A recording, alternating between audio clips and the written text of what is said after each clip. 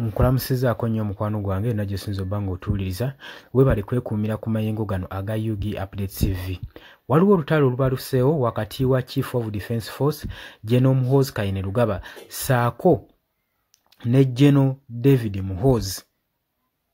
Lutalo ki ngenda kubanga ndukuwa naye kimanye nti oli ku mayengo ga UG Update TV. Gwatana kubanga otwegattako ya wansa waliwo ekigambo subscribe kikooneko ojja kubanga osobola bulungi nnyo twegattako obeere ng'otufollowinga bulungi nnyo ku buli kigenda mu maaso. Abali mu diaspora mbalamusizzaako nnyo. Jjukira nti nno General Muhoozi Kainerugaba yavaayo ku mukutu gwe ogwa Twitter n'agamba ensi nti ofiisa yenna gwe munnayuganda anaayagala okuggyako ssente okulutiritinga mu magye okulutiritinga abaana kitegeeza nti okukwata oba okuŋŋaanya okuyingiza abaana mu magye okujoyininga amagye kibayita recruiting.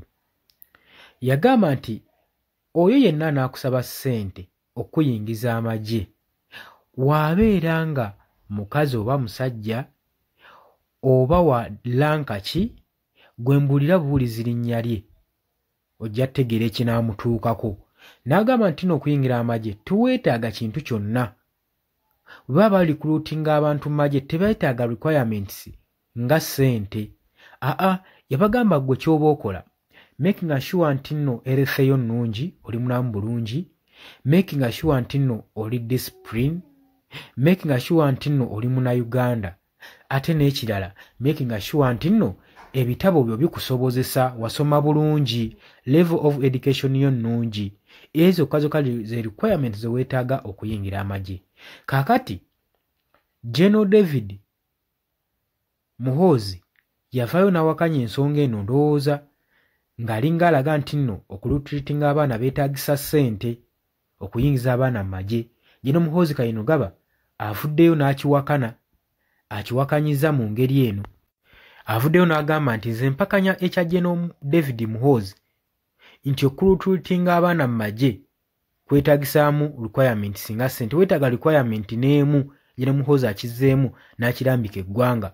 Agambye nti mpakanya ekya General David Muhoozi kye yayogedde nti okuyingiza abantu mu magye kwetaagisa requirements okugeza nga ssente. Akizzeemu n'agamba nti no ekyo nkiwakanyiza ddala nnyo, si bwe kiti bwe kiri, nze nga Chief of Defence Force nze alambisa ensonga eno. Obadde ku UG Update TV nga kusinza okuba ng'otuwuliriza era webale kwekuumira ku mayengo gano.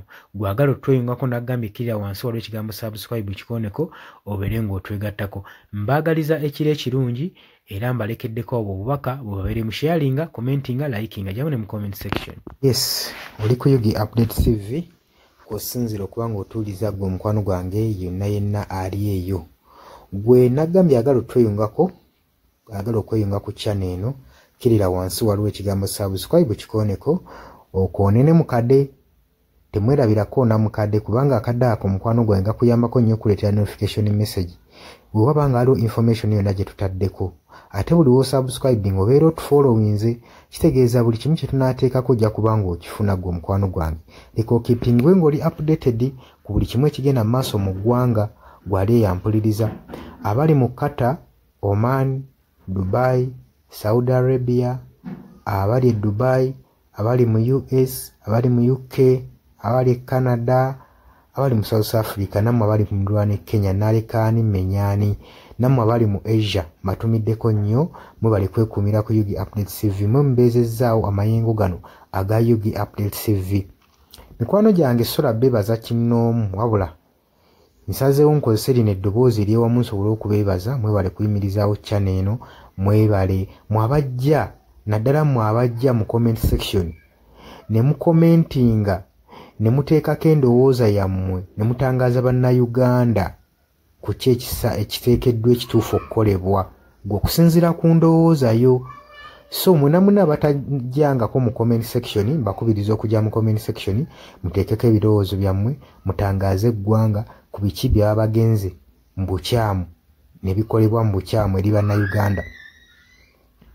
Dani ku Airlines e Kenya nawe nkutumiddeko ennyo naye jangu mu comment section oteese, toteekako buteesi linnya lyo mujje mu comment section mwe abasharinga aba likinga namwe abasubscribinga mwe muyimirizaawo amayengo ga channel eno. Namba y'essimu gye mbateereddaawo ya noti 726 noti emu 679. Eyo enamba ya WhatsApp eri mu kimyufu. Ye namba gy'ogenda oyita kuba gy'osobola okuyitako gwe mukwano gwange ayagala okulanga wamu naffe.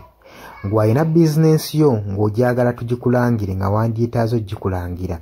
Eyo namba gy'oba oyitako ku WhatsApp osobola okuba nga naye bizinensi yo gikuba abantu tugikulangire gwe mukwano gwange ali eyo ampuliriza. Ne ngenda mu maaso n'okulabula abantu ku biki ebigenda mu maaso mu ggwanga naddala ng'akalulu kano aka 2026 katuukuse kengedde. Kati buli muntu alina kubeera vigilant, olina kubeera bulindaala oleme kutunda mwoyo gwo mukwano gwange. Waliwo abatunda emyoyo gyabwe olw'N1,1500 sukaali. Gwe beera ng'omanyi akaseera we kanaatuuka akakuba ballot paper, beera nga manyi omuntu ogw'ogenda okuwa, gw'ogenda ottiikinga, gwe gw'olaba asobola okukulaakulanya ekitundu kyo constituency yo, gw'olaba agenda otwala eggwanga mu maaso. Bannange tusibwa nnyo akatambaala mu mutwe mu biseera nga bino.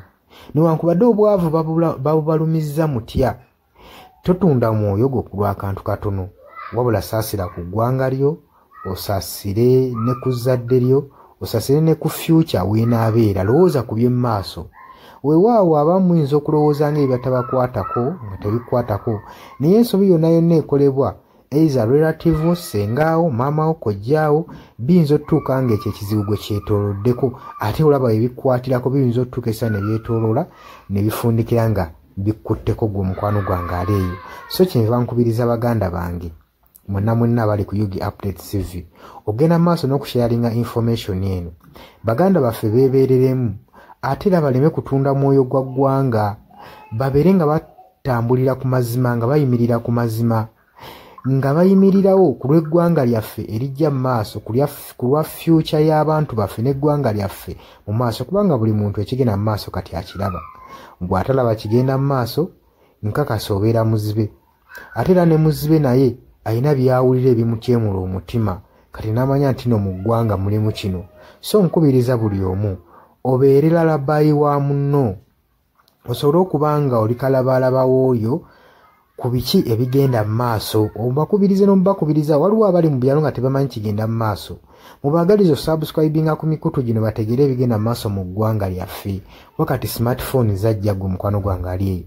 Wabula mbaagaliza olunaku olulungi, mubale kwekumira ku Yugi Update TV. Mubatana subscribinga mugere maaso n'okusubscribinga. Mbaagala nnyo era mweraba.